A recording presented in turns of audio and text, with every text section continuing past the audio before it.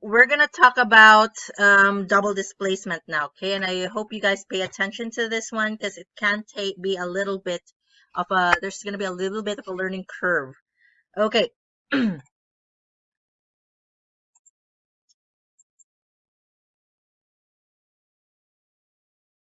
From the recording, gotcha. Okay. So when we're doing this double displacement reaction, it's actually very easy, okay? You're going to see this, and what's going to happen is that you're going to combine the outer ions together in order to form one product, and then you're going to combine the inner ions together to form the other product, okay? Okay, it's not as easy as that, but in a rough shell, that's going to be what it looks like. Okay, so say for instance, I have two beakers containing two different compounds, okay?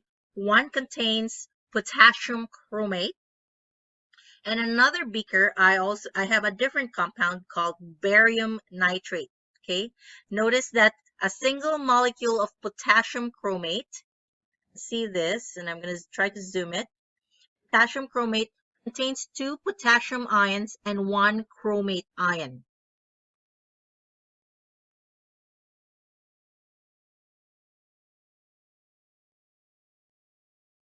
Okay. So we have here K2CrO4 contains two potassium chromate and one chromate ion. So that's what actually it looks like in water. Now, if you look at the other beaker that contains barium nitrate, the formula is BaNO32, and I hope you know by now why that is the case.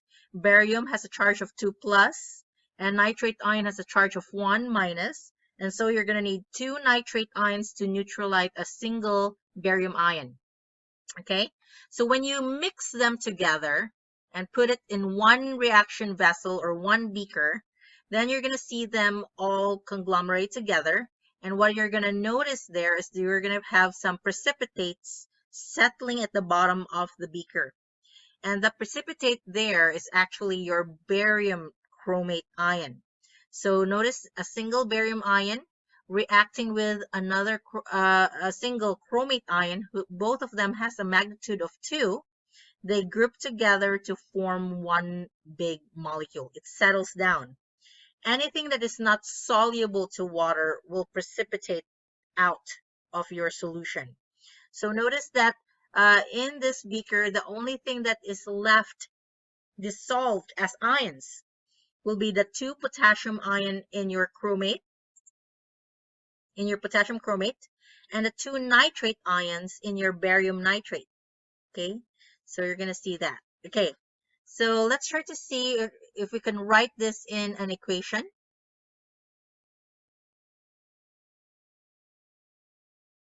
We're going to form barium nitrate, not nitrate, but barium now combines with chromate, form barium chromate, and you're going to have potassium nitrate together. Okay, now if it looks in the chemical equation, it looks like still as a compound, but now you can see what it looks like in the beaker. Okay, so you have two potassium nitrate molecules, but they are soluble compounds, so they break apart into 4 entities, because each molecule there contains potassium and nitrate ion. And since you have 2 molecules there, so that you have 4 floating around in water. I hope that makes sense. Okay. All right.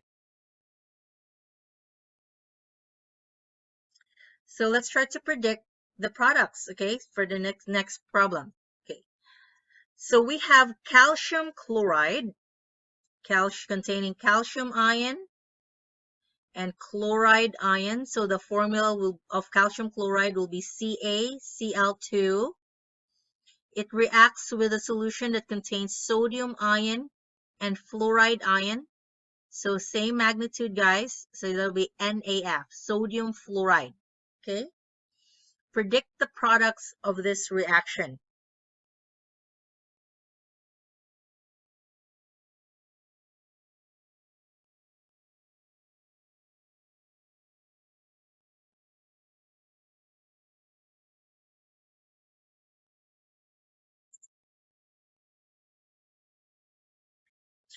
Okay, so for those who just came in, we're just you didn't really miss much. We just started talking about double displacement.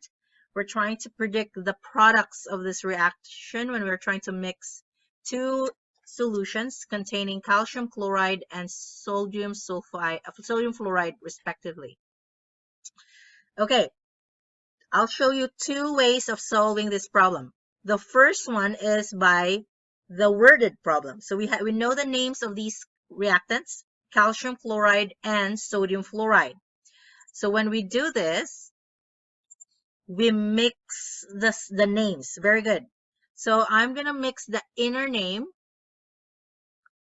to form calcium fluoride.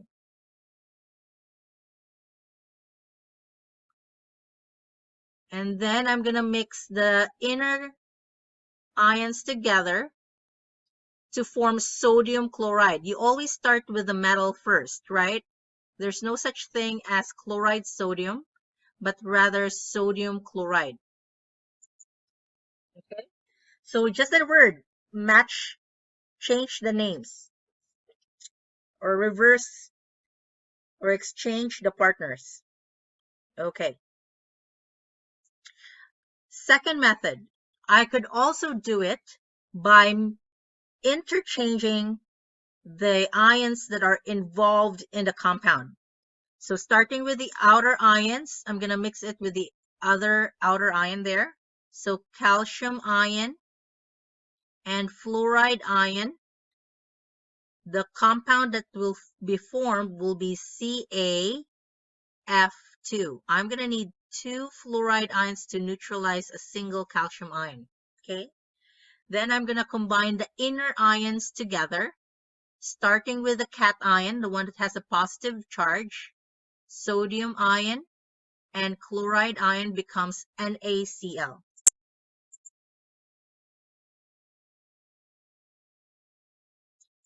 We're going to have another exercise so that you'll be able to catch up. Okay. All right. Okay. Now, it's just my style that I started with the outer ions to form the first product and then go with the inner ions to form the second product, sodium chloride. But you don't have to. You could start with the inner ions together. 1 plus 2 is still equals to 2 plus 1. The order doesn't matter, okay? As long as you just say that you have these products, calcium fluoride and sodium chloride, or you could say you have the products sodium chloride and calcium fluoride. It doesn't matter which order you're going to mention the products in here. Now that you have the formula of your products correctly placed by looking at the ions involved, the next and final step is to check whether this equation is balanced. The number of atoms on the left must match with the number of atoms on the right side of the equation. Calcium here has 1, the right side has 1, but chlorine here has 2, but on the right side it has 1. You can't change the formula of your compound already, but in order to make it balance, you adjust the coefficients of that's in the equation. So here I'm going to put 2, which makes it 2 sodium atoms on the right. To balance it out, I need to put 2 NaF here as well. Okay, so now the equation is balanced.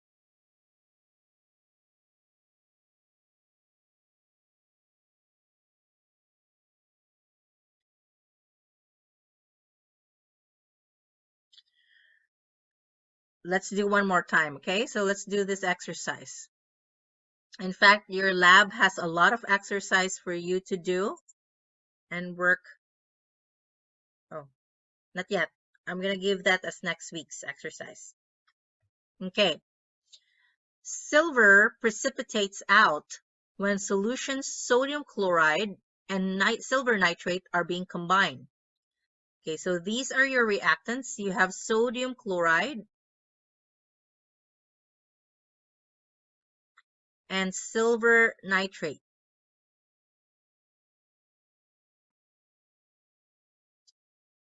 So what are the products of this precipitation, this reaction? Again, you can mix the outer ion names together, combine them, and that will be your product, sodium nitrate. And then combine the inner names together to form the second product, silver chloride. So that's one method. Or you could do the second method wherein you're going to look at the ions. Okay, sodium ion and chloride ion.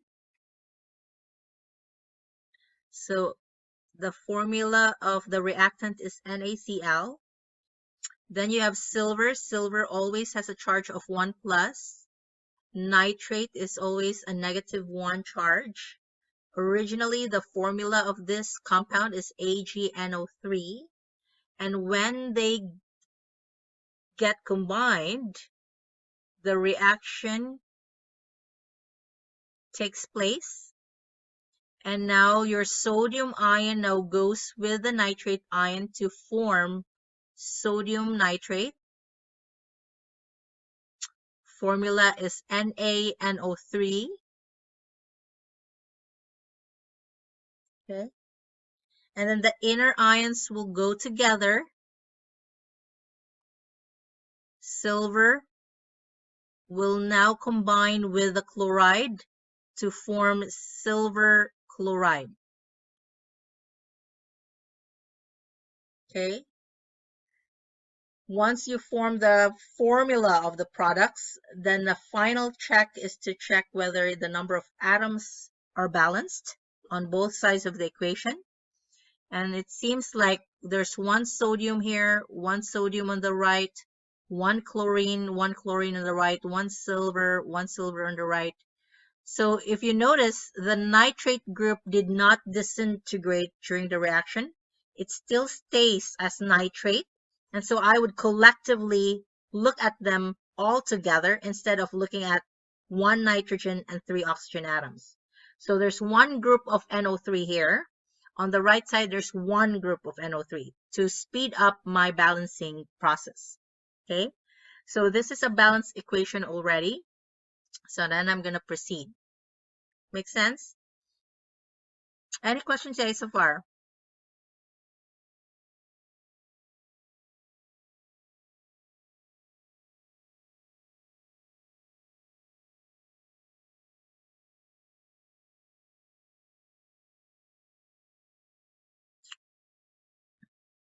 Should we have one more?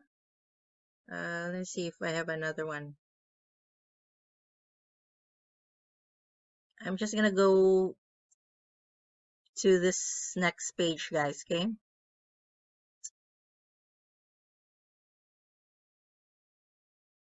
Okay, let's try to predict these products. We have lead to nitrate.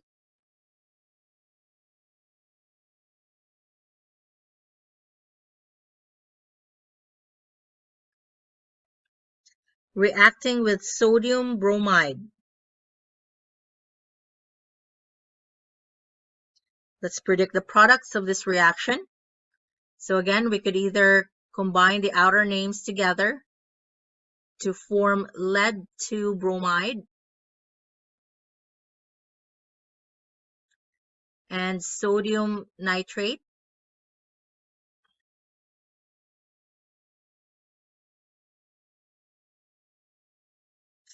Or you could look at the,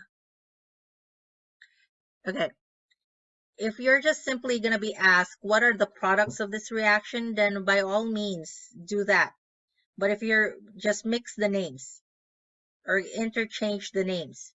But if you're going to be asked to find the formula or what is the chemical reaction, then you obviously you have to write the formula, correct?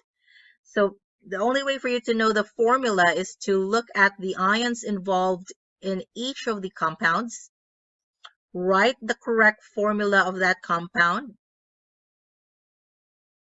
Notice here, this lead has a charge of 2. Nitrate group has a charge of 1 minus. And so you need 2 of these groups to neutralize 1 lead to ion. Okay. Here we have sodium ion and bromide ion. The compound is actually will have the formula NaBr. This is before the reaction. After the reaction, this time around, you're going to interchange the ions.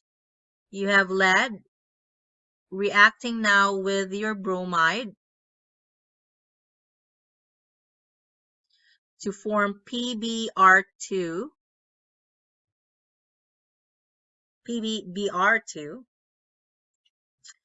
and then your sodium ion now reacts with the nitrate ion to form NaNO3.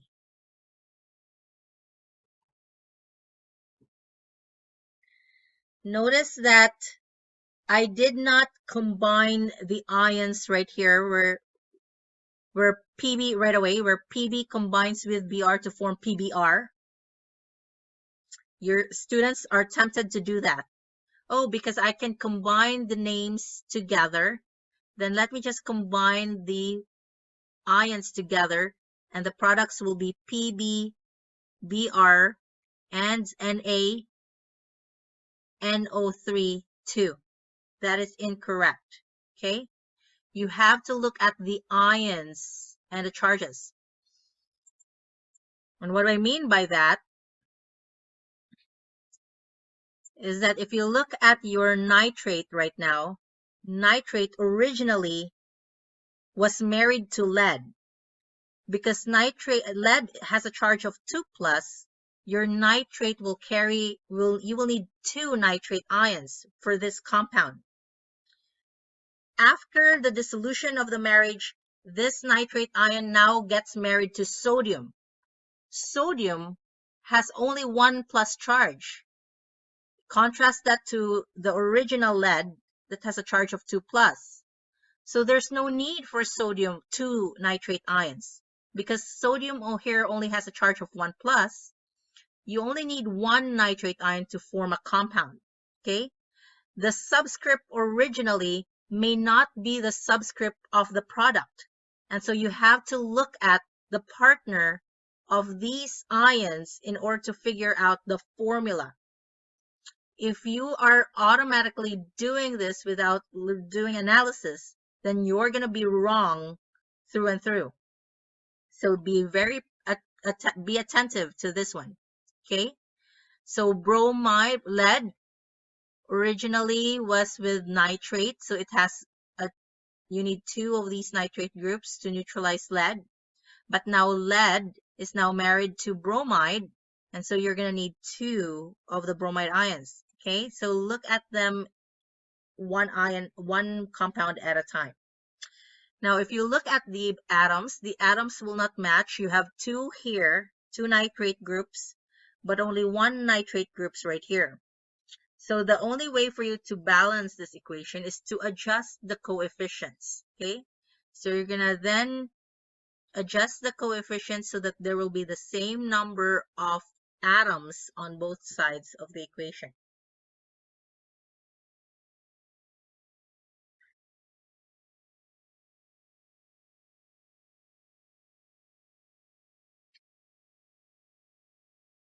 Make sense, fellas? Let's try to do this problem right here. Predict the products of the reaction. Write the balanced equation. Okay, so we have aluminum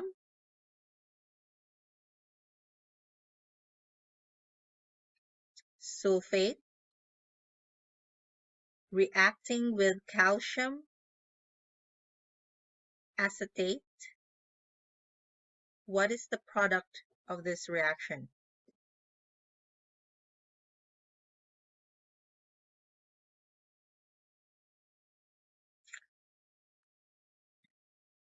Okay, so we have aluminum acetate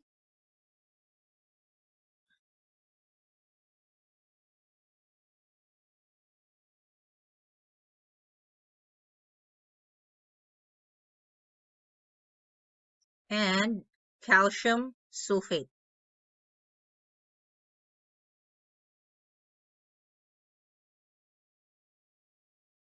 Okay, let's write the formulas. Aluminum sulfate, what is the formula of that compound? So we have aluminum ion and sulfate ion. Formula will be Al2SO4 3. When that happens.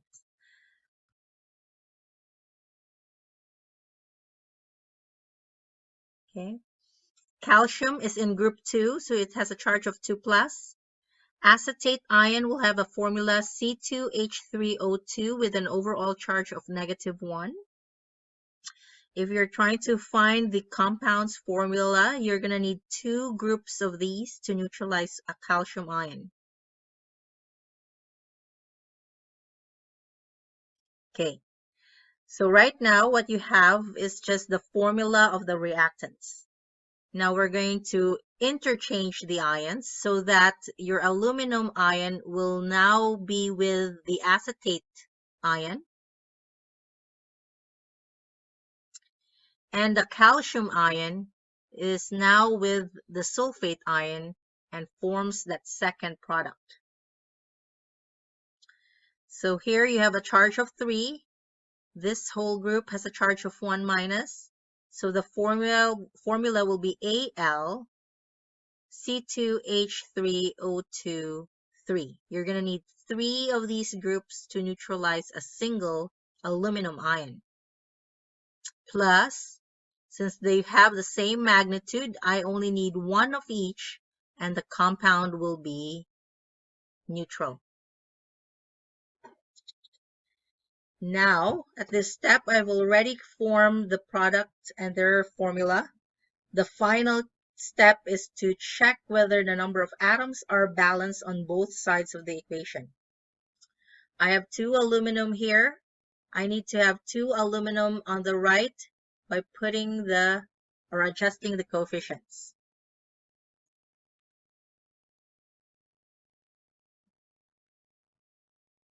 Let me just put a bar here to indicate that I've balanced aluminum already.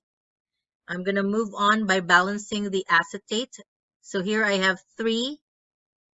Each molecule has 3. Since I have 2 molecules, that's a total of 6. To make it 6 on this side, then I'm going to multiply or adjust this coefficients by 6. So 6 acetate ion. The next step is to balance calcium. I have 6 calcium ion atoms. 6. To make it 6, I need to adjust the coefficients. Here I have 6. Did I mess this up? I did. So this is another example of me messing it up. Why is it messed up? Because the formula is wrong. If the formula is wrong, then the balancing will be wrong. Notice that calcium acetate, which has to be in 2 groups right there. Right? So let's check again before we do the balancing. This formula should be Al2SO4 3.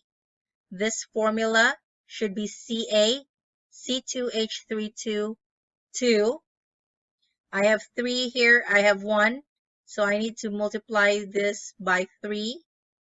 Here it's the same magnitude, so it should be, so that's correct. So the only unknown wrong here is this calcium acetate to begin with. So because of that, I had that mistake. Okay, so now that only proves to tell you guys that you need to make sure that the formula of your compound is correct before you start balancing the equation. Otherwise, it's all going to be wrong. So now let's start. Aluminum here is 2. I'm going to put 2 here so that my aluminum will also be the same number.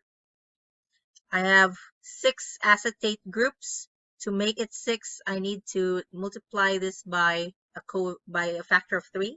So 3 times 2 gives you 6. There's 3 calcium atoms. So to balance it out, I need to have 3 calcium on the right. So now there's 3 sulfate groups. And here I have 3 sulfate groups, which means that this equation is balanced.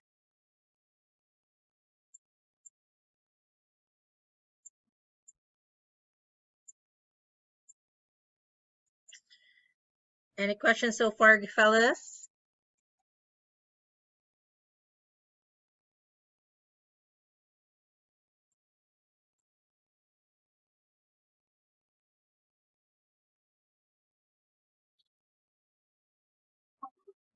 Yes.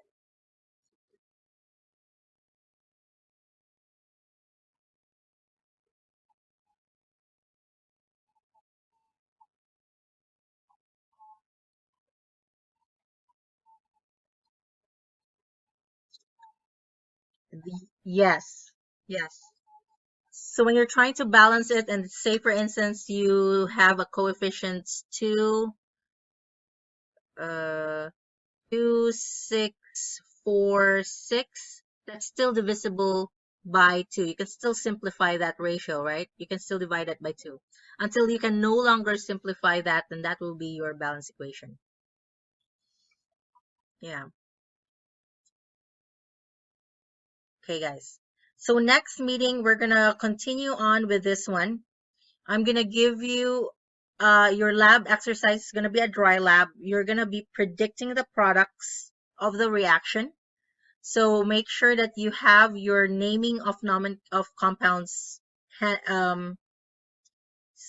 skill honed by then, because then we're going to be doing a lot of these, right? So you notice that we will need that. It's really important to do that so that we can predict the products and write the formula of that compound, and then balance this equation also. Okay, so we're going to end here.